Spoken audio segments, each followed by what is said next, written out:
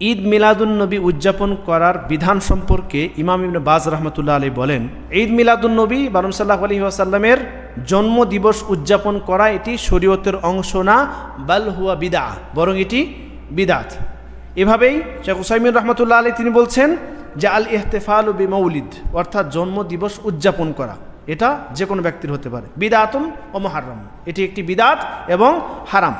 রাসূল সাল্লাল্লাহু আলাইহি ওয়াসাল্লামের বিষয়ে তিনি বলছেন যে আল্লাহর রাসূল সাল্লাল্লাহু আলাইহি ওয়াসাল্লামের ঈদ উদযাপন করা বা ঈদ মিলাদুন নবী মানানো বা রাসূল সাল্লাল্লাহু আলাইহি ওয়াসাল্লামের জন্মদিবস উদযাপন করা লাইসা মা'রুফান আনিস সালাফিস সালেহ, সালফে সালেহিনদের মধ্যে এটা পরিচিত ছিল না, মানে সাহাবা একরামরা কেউ এটা সম্পর্কে জানতেন না, মারুফ ছিল না।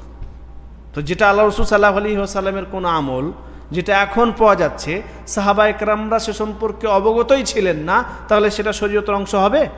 শরীয়তের অংশ না, কারণ তারা সব থেকে বেশি দ্বীন ইসলাম সম্পর্কে, সুন্নাত সম্পর্কে বেশি জ্ঞানী ছিলেন। আপনি এটা মানেন কি মানেন না?